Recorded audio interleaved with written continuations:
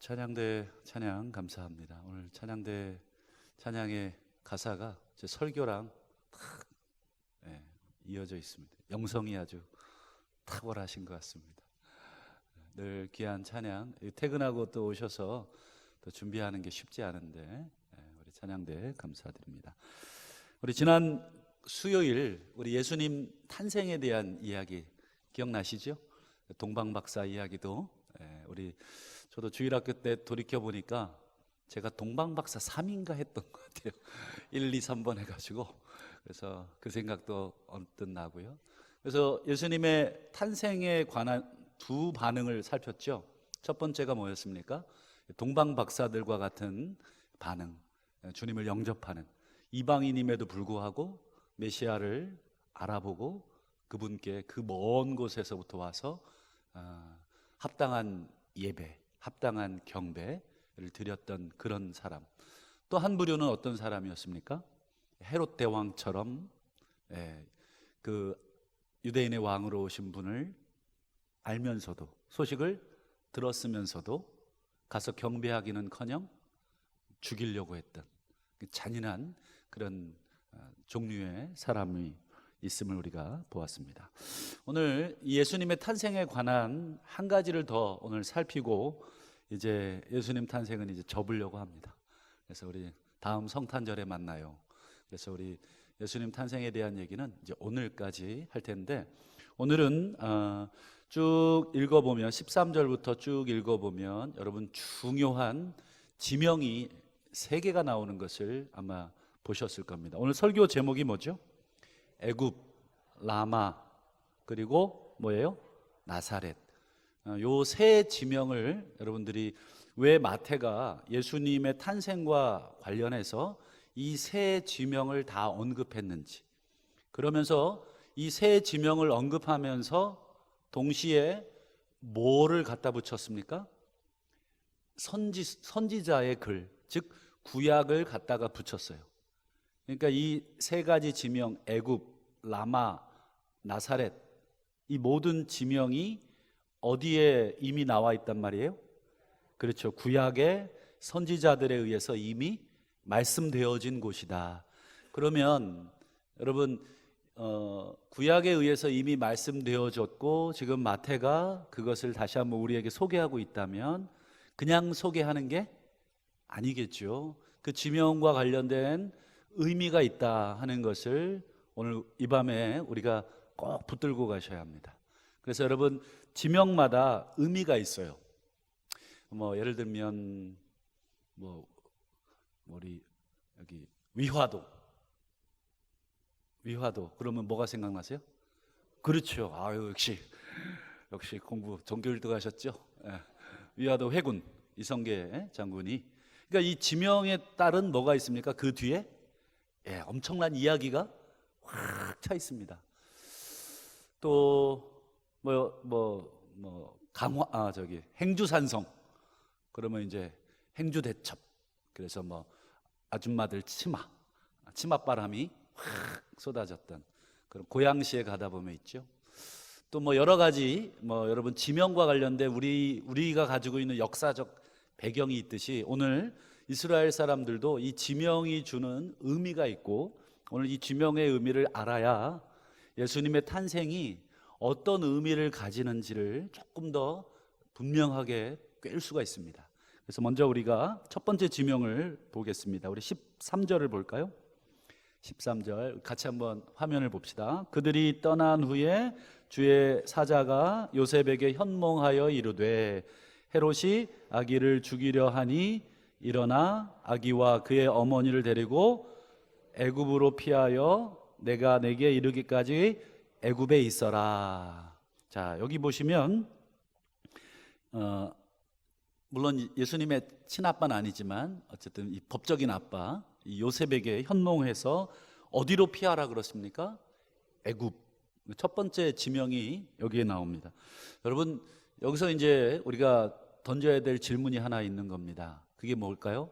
왜 애굽이냐? 왜 하필 애굽입니까? 라는 질문을 우리가 해야 합니다. 왜냐하면 이스라엘을 둘러싼 주변에 많은 나라들이 있습니다. 많은 나라들 중에 하필 애굽이냐 하는 질문을 우리가 해야 되는데 이유가 15절에 나와 있습니다. 15절 같이 읽어보겠습니다. 시작. 헤롯이 죽기까지 거기 있었으니 이는 주께서 선지자를 통하여 말씀하신 바 애굽으로부터 내 아들을 불렀다 함을 이루려 하십니다. 자, 왜 애굽으로 내려갔냐? 왜냐하면 이는 주께서 선지자를 통해서, 즉 구약의 선지자를 통해서 땡땡땡 함을 이루려 하십니다. 성취하시려고.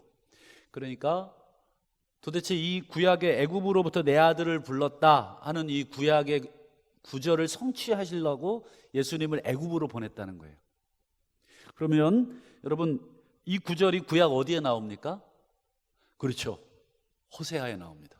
할렐루야.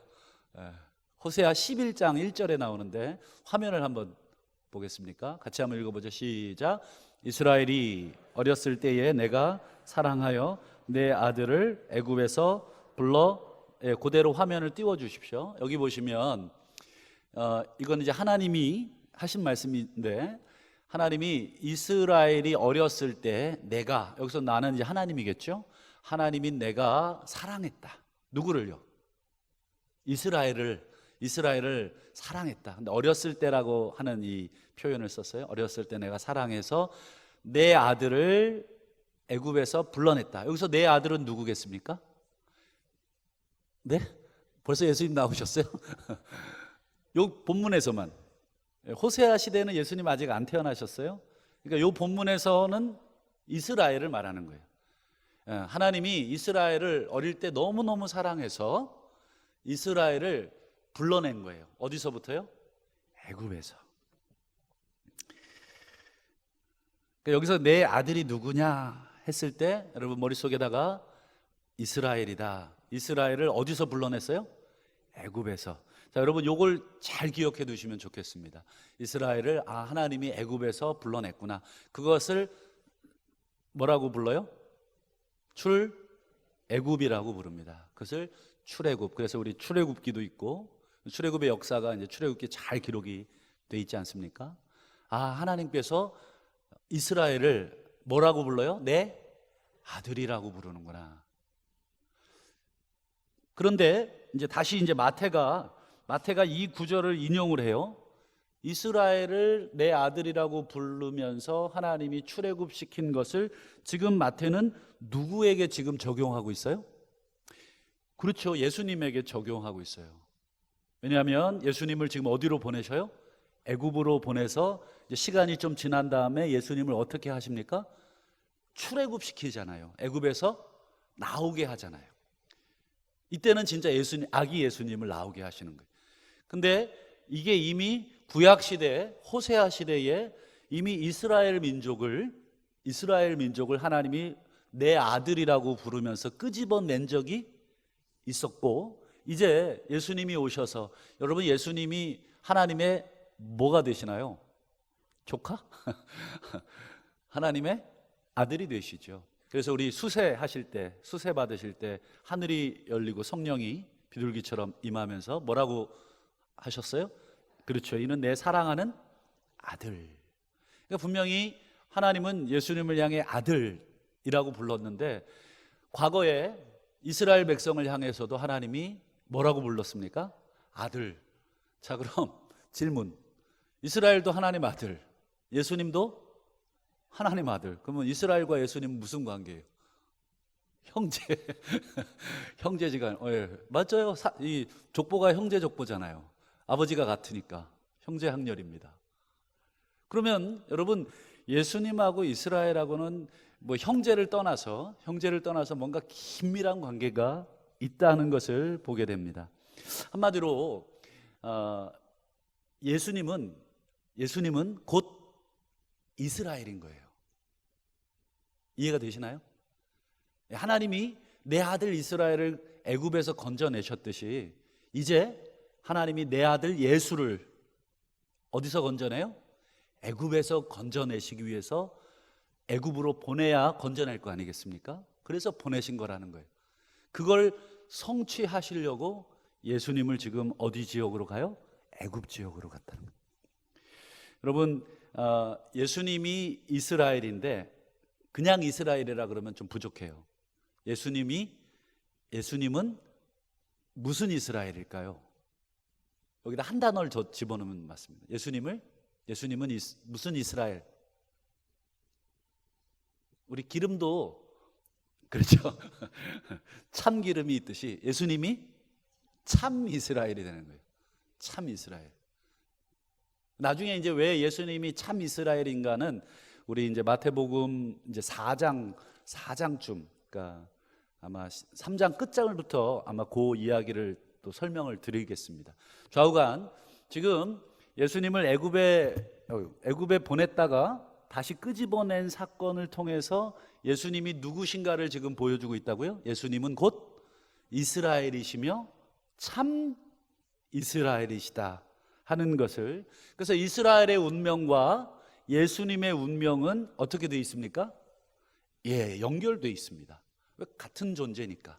그거를 이제 계속해서 우리가 이제 성경을 통해서 이제 증명을 하려고 합니다. 그래서 여러분 이제 그 19절 20절을 한번 보시면 예수님이 정말 출애굽하고 있는지를 한번 보겠습니다. 특별히 20절 보세요. 19절 보세요. 헤롯이 죽은 후에 주의 사자가 애굽에서, 그렇죠, 애굽에 지금 예수님이 있으니까 요셉에게 현몽합니다. 그리고는 뭐라 그래요? 일어나라. 그 다음에요, 아기와 그의 어머니를 데리고 이스라엘 땅으로 가라. 그럼 어디를 떠나라는 말씀이에요? 그렇죠, 애굽을 떠나라는 거예요. 그러면 두 번째 출애굽이 되는 것입니다. 우리 첫 번째 출애굽은 아시죠? 구약에서 이미 한 번 했고, 이제 예수님을 이스라엘하고 우리가 같은 분으로 봤지 않습니까? 그 예수님을 지금 애굽에서 꺼내고 있어요. 이것도 출애굽이에요. 근데 이거는 그냥 출애굽이라 그러면 안 되고 먼 출애굽. 이때는 참 출애굽이 아니에요. 참 출애굽이 아니고 이때는 새 자를 붙이셔야 돼요. 새 출애굽. 아시겠죠? 새로운 출애굽. 예수님은 참 이스라엘이시고, 두 번째, 예수님의 출애굽은 그냥 출애굽이 아니라 새 출애굽이에요. 새 출애굽. 아시겠죠? 그래서 지금 이 애굽이라는 지명을 통해서 지금 예수님이 어떤 분이시냐 두 가지를 보여드린 거예요. 첫 번째, 예수님은 이스라엘이시다. 참 이스라엘이시다. 그리고 예수님은 출애굽하셨다. 무슨 출애굽? 새 출애굽을 하셨다. 여러분 이제 출애굽이 한 번 더 남았어요. 네? 출애굽이 언제 이루어지겠습니까? 언제요? 그렇죠. 재림 때, 예수님 오실 때 완전한 출애굽이 이루어지는 것입니다. 그게 로마서 8장에 사도 바울이 복음을 설명하고 마지막 8장에서 그 설명을 하는 거예요. 이제 예수 그리스도를 통해서 하나님이 모든 피조물들을 썩어짐이라고 하는 죄의 그 노예, 여러분 우리 인생이 지금 뭐의 노예로 살고 있다고 합니까? 그렇죠. 우린 다 지금 죄의 노예로 살고 있습니다. 우리가 원하든 원치 않든 우리가 아무리 막 생각을 아무리 막으려 그래도 이미 우리는 죄에 이미 노출이 너무 많이 돼 있고 그 영향 하에 있기 때문에 여러분 우리는 죽었다 깨나도 죄의 영향력을 지금 현재의 몸으로는 완전히 벗어날 수가 없습니다. 물론 예수를 믿음으로 그 죄로부터 우리가 벗어나기 위해서 뭐 하고 있는 거예요? 그걸 뭐라고 그럽니까? 그렇죠. 투쟁 또는 좀 고상한 단어로 성화. 그렇죠. 우리가 성화하려고, 그래서 막 욕심이 들어올 때 그 욕심을 밀어내고, 그 다음에 여러 가지 나쁜 생각이 들어오면 그걸 밀어내고, 그 모든 과정이 우리가 싸움이지만 영원히 그 싸움에서 이길 방법은 없어요. 지금 현재 상황에서. 언제 그것이 이루어져요? 그렇죠. 마지막 때에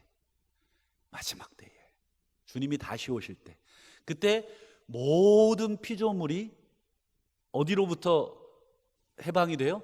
썩어짐의 종노릇, 로마서 8장 기억하실 겁니다. 로마서 8장에 썩어짐의 종노릇 하는 데서 해방된다. 이게 마지막 출애굽입니다. 여러분, 우리는 그 마지막 출애굽을 지금 어떻게 하고 살고 있습니까? 그렇죠. 소망하고 살고 있고, 기대하며 살고 있고, 기다리며 살고 있어요. 그래서 사도 바울이 로마서 5장에 우리가 무엇으로 구원을 받는다 그래요? 믿음? 맨날 믿음은 믿음 말고 뭘로 구원을 받아요? 소망으로.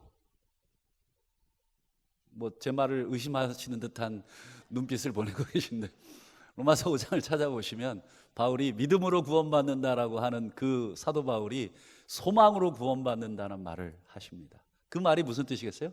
궁극적인 출애굽을 우리가 소망하고, 물론 그 기본에는 뭐가 있어요? 예수님을 믿는 것이 있고, 그 예수님이 다시 오실 것을 믿고, 다시 오셔서 우리 모든 인간을 우리가 어떻게 할 수 없는 이 죄의 구렁텅이에서부터 우리를 끄집어낼 분으로 우리가 소망하고 있지 않습니까?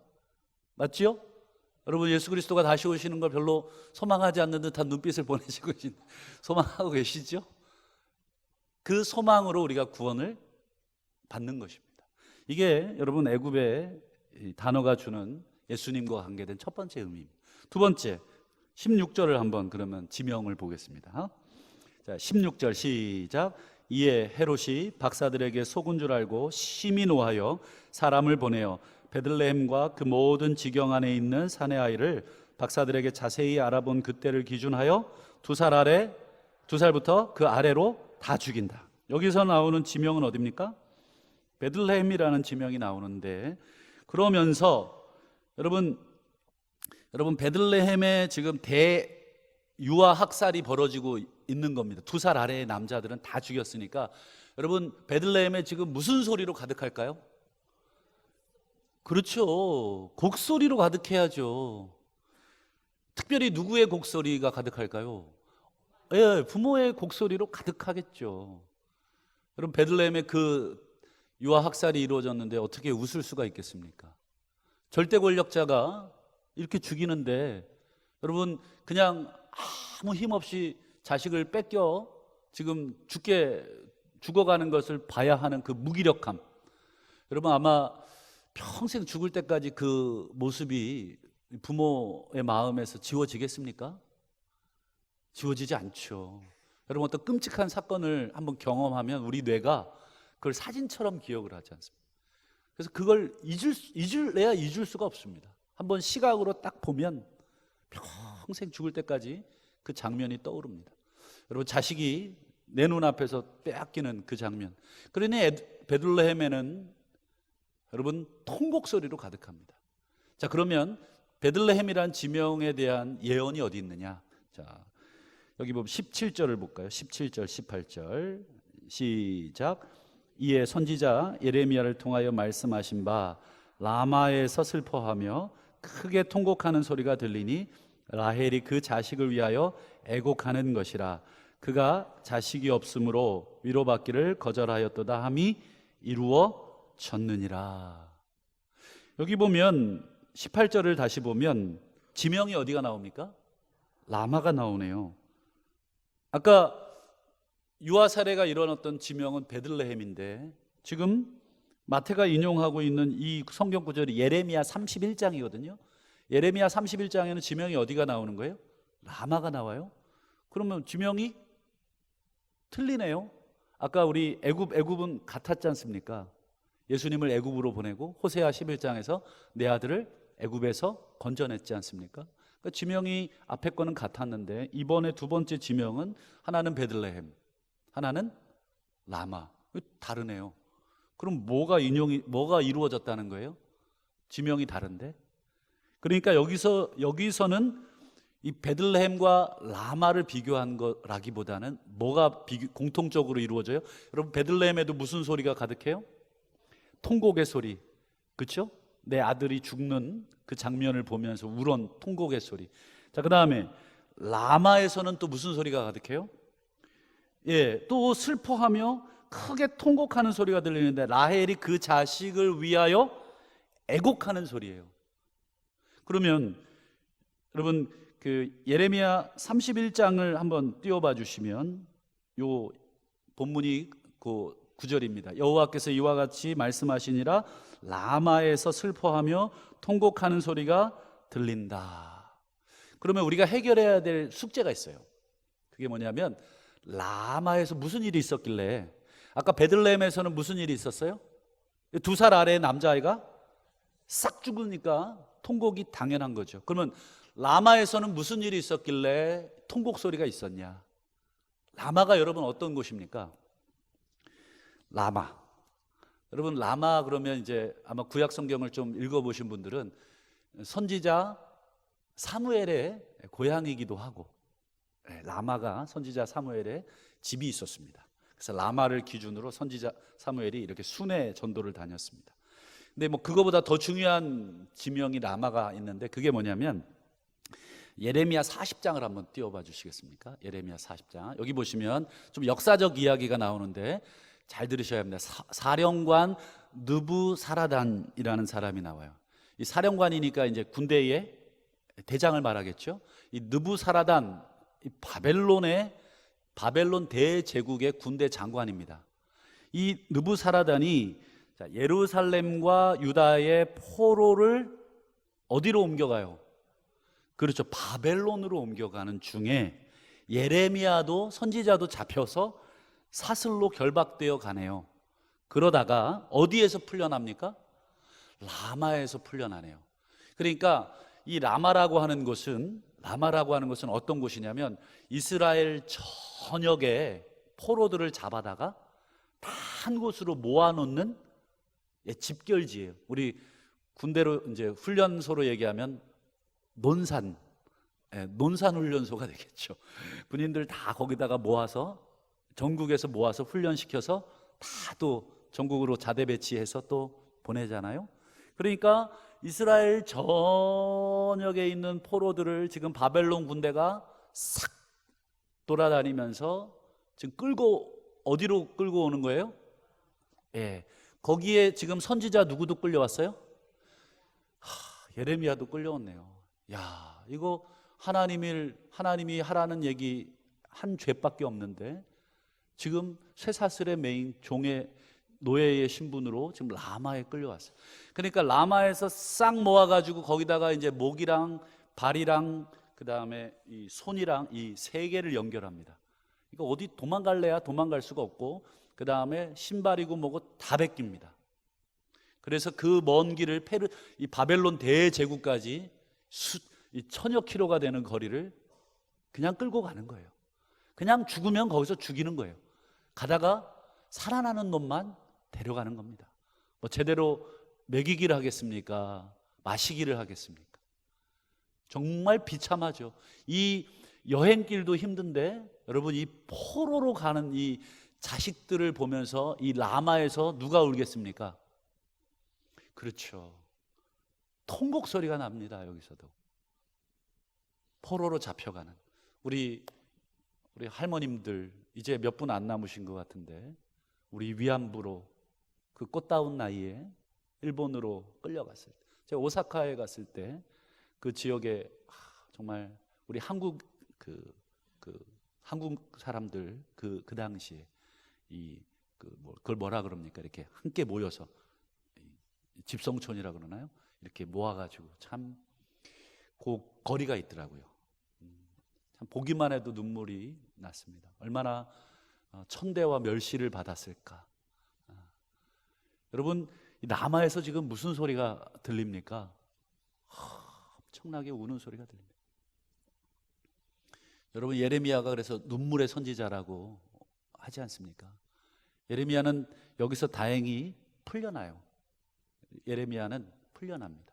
그래서 고국에 남아서 또 고국에 남겨있는 포로들과 함께 또 생활을 합니다. 그러니까 여러분, 다시 정리합시다. 여러분, 베들레헴, 아까 다시 베들레헴, 예수님 시절로 돌아올게요. 베들레헴에 지금 무슨 소리가 들려요? 통곡의 소리. 그러면 라마에서는요? 통곡의 소리. 지금 이 베들레헴과 라마는 지명이 같지는 않지만 뭐가 같습니까? 통곡의 소리가 같아요. 통곡의 소리. 그러면 왜 이 구절을 인용했을까요? 왜 마태가 이 라마에서의 통곡 소리가 들린다라고 하는 이 구절을 왜 예수님에게 적용해서 인용했을까? 이게 중요하겠죠. 예수님과 관계된 해석을 해야 되니까. 여러분 아까 예레미야 31장 그 구절 읽었죠. 기억나세요? 라마에서 슬퍼하면 31장 15절이에요.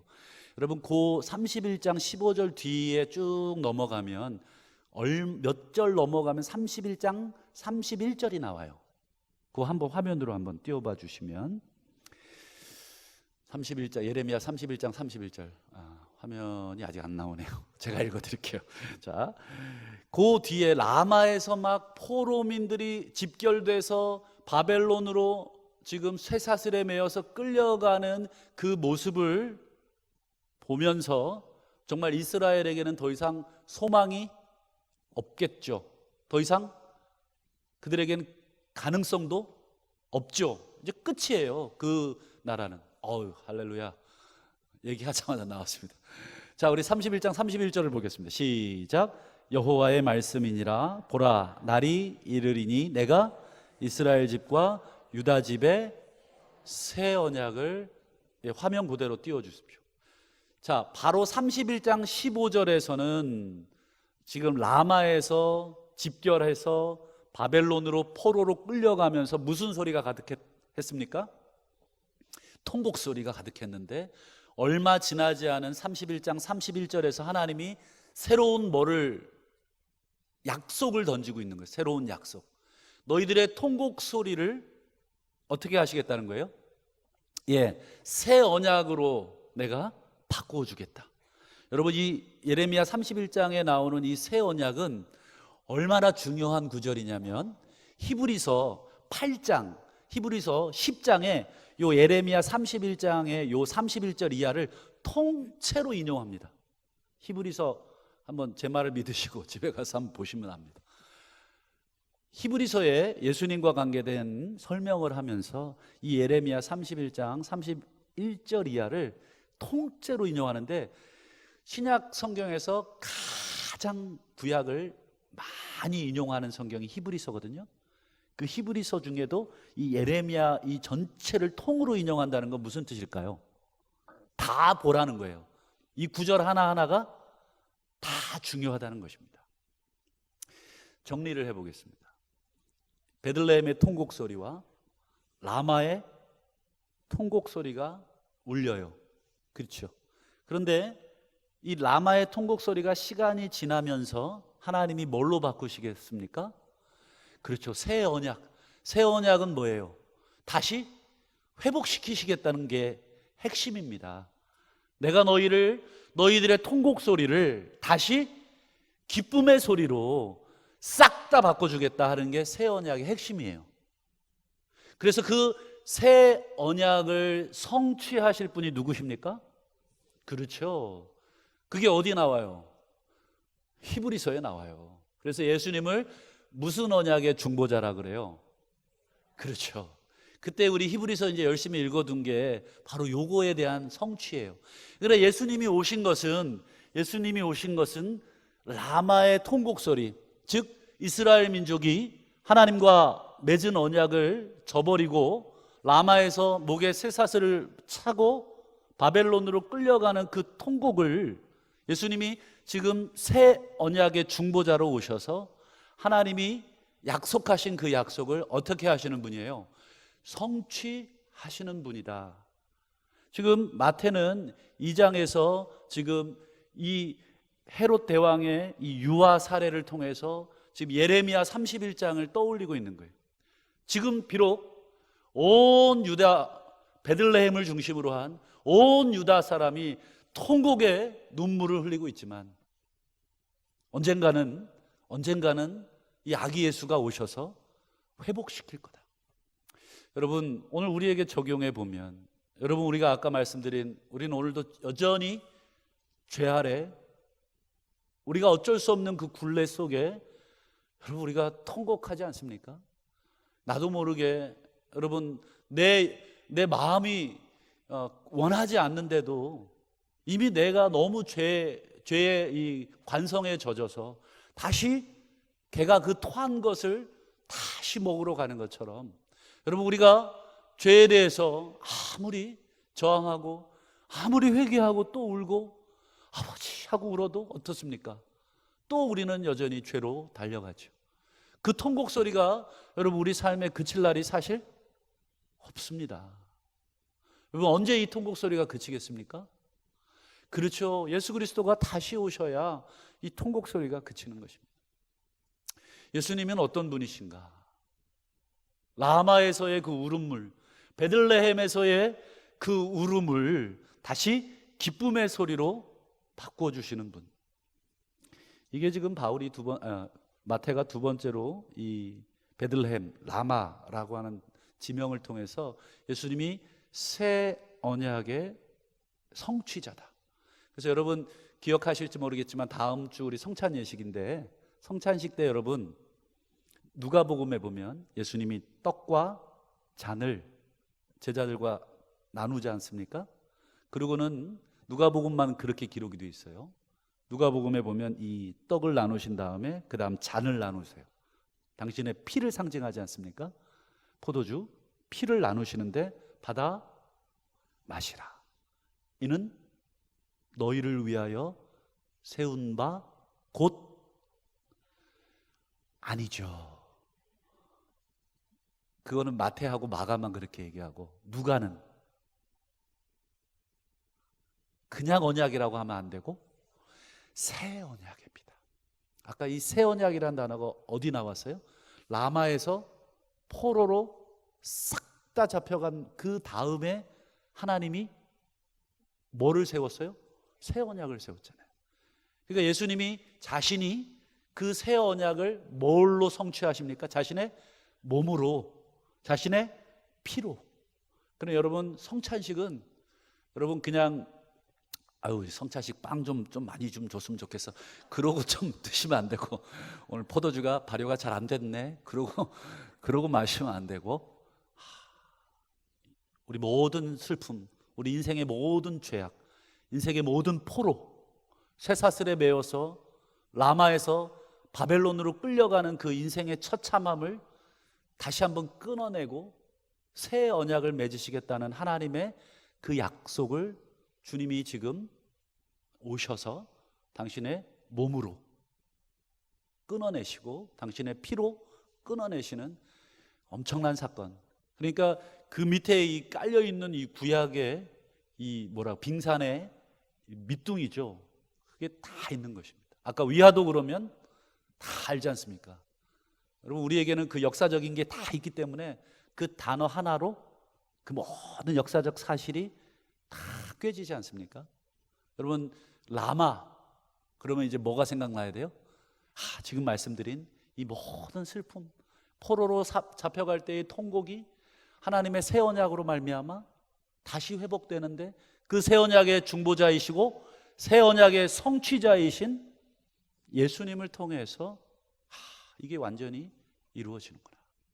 예수 그리스도 안에 우리가 비록 아직은 온전한 몸의 구속을 받지 못했지만, 우리가 이렇게 영화 예고편 보면 이 짬짬이 이렇게 착착착 들어가듯이 예수 안에 있는 사람에게는 더 이상 정죄함도 없고 기쁨이 있고, 물론 슬픔도 있지만 또 기쁨도 있고 소망도 있고 즐거움도 있고, 이렇게 짬짬이 잘 경험해 두시면 그게 나중에 주님 나라 갈 때 이제 본 방송이 시작되는 거예요.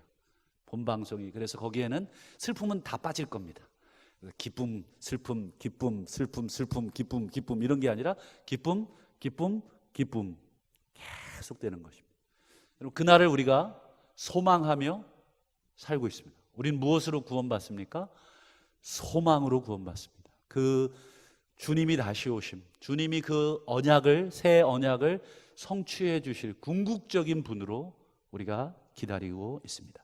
이제 마지막 지명을 보고 마치겠습니다. 21절을 보겠습니다. 시작. 요셉이 일어나 아기와 그의 어머니를 데리고 이스라엘 땅으로 들어가니라. 자, 이스라엘 땅으로 들어가는데 이스라엘 땅 중에 어디로 들어가냐면, 여러분 이스라엘 땅에서 제일 중요한 땅이 어디예요? 예루살렘이죠. 수도이기도 하고 수도를 뛰어넘어서 성전이 있기 때문에 여러분 예루살렘은 제일 중요한 이스라엘의 땅인데, 여러분 유대인의 왕이면 예수 유대인의 왕으로 오셨잖아요. 동방 박사들이 그걸 증거했잖아요. 그러면 왕은 어디로 가셔야 돼요? 그렇죠. 예루살렘으로 가셔야 되는데 23절을 볼까요? 시작. 나사렛이란 동네에 가서 사시니. 여기 보세요. 이 왕이 예루살렘으로 안 가고 나사렛으로 갔어요. 근데 나사렛으로 간 목적이 있다는 거예요. 뒤에 보세요. 23절 뒤에. 이는 선지자로 하신 말씀에 나사렛 사람이라 칭하리라 하심을 이루려 함이니라. 이는 뻥이니라. 이런 말이 없어요. 구약에 나사렛 사람이라 칭하리라 함을 이루리라 하는 말이 없어요. 더 심하게 말하면 구약에는 나사렛이란 단어 자체도 없어요. 한번 컴퓨터로 쳐보세요. 나사렛 치면 다 신약에만 나와요. 구약에는 나사렛이란 단어가 한 번도 나오지 않아요. 그러면 마태가 뻥을 친 거예요. 구약 선지자로 하신 말씀에 나사렛 사람이라 칭함을 받게 하려고 그랬다? 나사렛이란 단어도 안 나오고 이런 예언도 없어요. 근데 여기서 왜 그럴까? 여기서 23절에 선지자라고 되어 있는데 선지자가 아니라, 여러분 그 영어 성경이나 아니면 원문 성경을 갖고 계시면 보시면 선지자 뒤에 하나가 더 붙어요. 선지자 뭐 대충 때려도 맞추겠는데 선지자 님 선지자 들이에요. 들. 그러니까 한 명의 선지자가 아니라 여러 명의 선지자들이 그런 얘기를 했다는 거예요. 근데 아까도 말씀드렸듯이 구약에는 나사렛이란 말이 있어요, 없어요? 없어요. 저를 믿어도 됩니다. 없습니다.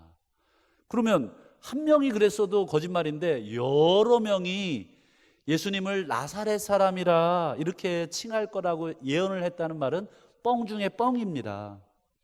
그렇죠? 그럼 왜 마태가 무슨 깡으로 이렇게 얘기했을까? 그것은 이 나사렛이라는 그 단어가 갖는 의미, 단어라기보다는 그 단어 자체라기보다는 나사렛의 의미 때문에 그런 것 같습니다.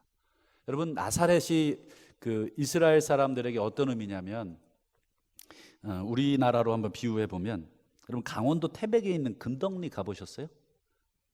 네? 어디요? 장로님 어디, 제가 어디라 그랬습니까? 강원도 태백의 금덕리 가보셨어요? 한번 손 들어 보십시오. 혹시 죄송해요, 금덕리가 고향이신 분이 혹시 있으실지도 모르겠는데, 여러분 우리한테는 나사렛이 신약 성경을 많이 읽어서 익숙하지만, 여러분 그 유대인들에게는 나사렛은 마치 강원도 태백에 있는 금덕리와 같이 존재감이 아예 없는 땅이에요. 그 애들 말로 듣보잡. 이게 도대체 누구야? 이게 도대체 어디야? 제가 그 저기 고등학교를 광성고등학교를 나왔어요. 그 아무도 모르시잖아요. 그 듣보잡 고등학교거든요. 근데 제가 전주고등학교를 나왔어요. 그러면 여러분들이 아마 좋은 학교 나오셨네요. 또 이러시겠죠. 그만큼 그 나사렛이라는 동네는 유대인들의 머릿속에는 그래요, 없습니다. 물론 알고는 있지만 존재감 자체가 제로예요. 그래서 여러분 요한복음에 보면 나다나엘이 이런 말을 해요. 요한복음 1장 46절, 나다나엘이 이르되 어디에서요? 나사렛에서 뭐가 나을 수 없어요? 선한 것이 날 수 있느냐? 야, 뭔 소리야. 지금 메시아가 나사렛에서 나왔다는 말을 막 이렇게 하니까 좀 점잖게 얘기해서 지금 나사렛에서 선한 것이 나올 수 있느냐 이런 거지, 좀 세게 얘기하면 그렇죠? 욕을 하는 거죠.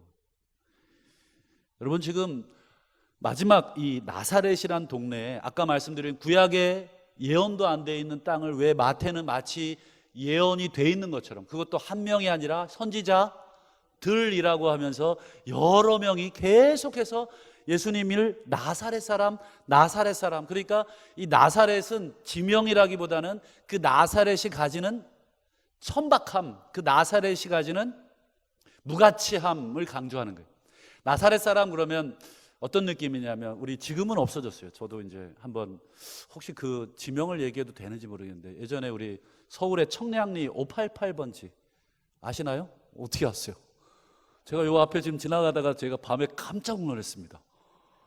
어우, 뭐 정육점 불빛이 켜져 있고 예쁘신 분들이 손을 흔들어 주시길래 야, 인사를 해야 되는지 말아야 되는지 어우, 깜짝 놀랐어요. 몇 번지입니까 여기는? 여기도 뭐 그렇게 하면 또 그렇죠. 그러니까 이제 야, 걔는 청량리 뭐 588번지 출신이야 뭐 이러면 되게 그 사람에 대한 뭐죠?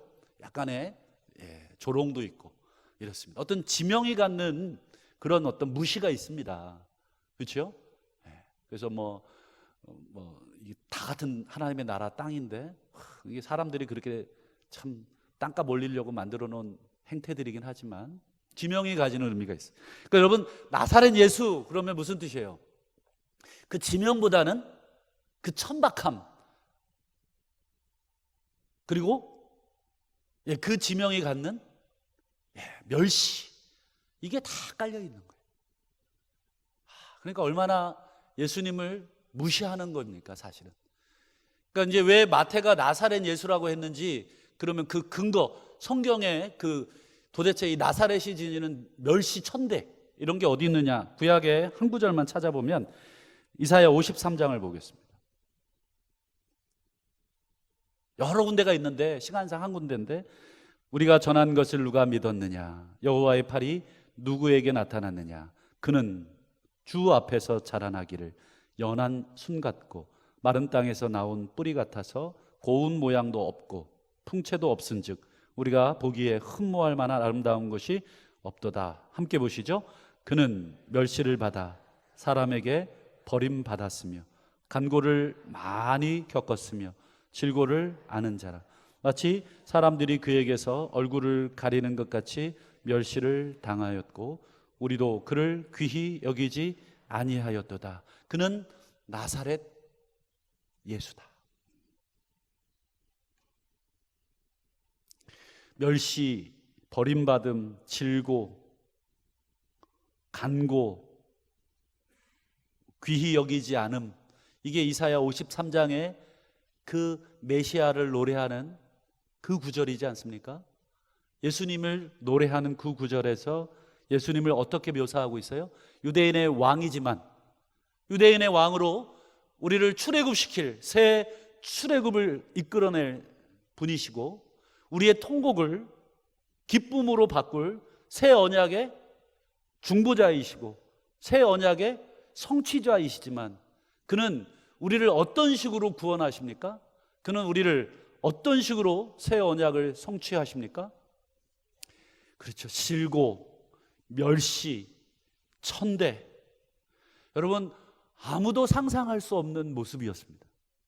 그 당시 사람들이 기다렸던 메시아가 어찌 이런 모습으로 자신의 목숨을, 여러분, 일개 피조물에게, 일개 버러지들에게 신이 목숨을 버리는 신이 어디 있습니까? 그 당시에 그리스 로마 신관에 의하면 여러분, 신이 자신의 목숨을 버려서 자신이 만든 피조물을 구원했다는 그런 얘기는 한 곳도 없습니다.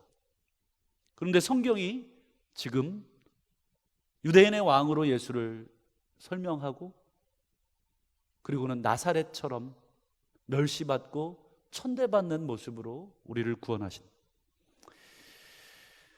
그리고 바울의 표현을 비루자면 그는 근본 하나님의 본체시나 하나님과 동등됨을 취할 것으로 여기지 아니하시고 오히려 자기를 비워 종의 형체를 가지사 사람들과 같이 되셨고 사람의 모양으로 나타나사 자기를 낮추시고 죽기까지 복종하셨으니 곧 십자가의 죽으심으로 우리 버러지와 같은 인생들을 구원하신 분이 바로 나사렛,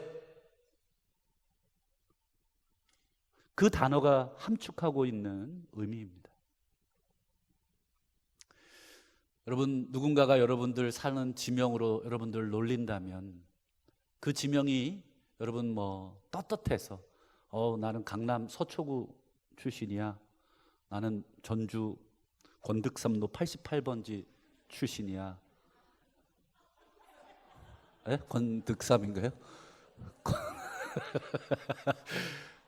이거 제가 고인이신가요? 그분이? 살아계신가요? 권삼득인가요? 예, 권삼득 씨. 아, 죄송합니다. 그 유명하신 분을 제가 이름을 바꿨습니다. 권삼득로. 아, 이게 잘 입에 안 붙었습니다. 권삼득로 88번 출신이야. 여러분, 지명이 갖는 그 뉘앙스 있지 않습니까? 여러분, 나사렛 예수, 그분이 여러분 우리를 구원하셨습니다. 그분이 우리를 구원하신 방법은 철저하게 우리 낮아지시고 또 섬기셨습니다. 여러분, 우리가 그리스도인이라고 부름 받기에 부끄럽지 않으려면 우리가 예루살렘 예수가 아니라 나사렛 예수, 그분의 제자인 줄을 믿습니다. 여러분, 우리 그분께 우리 합당한 경배를 올려야 합니다. 그분은 우리의 구원을 위해서 멸시, 천대, 모욕과 조롱을 마다하지 않고 우리를 위해서 십자가 지신 줄을 믿습니다. 오늘 남은 생에 이 나사렛 예수만 경배하고 우리도 나사렛 예수님의 뒤를 밟아 그렇게 주님의 길을 걸어가시는 정말 복된 나사렛 사람들이 되시기를 주의 이름으로 축복합니다.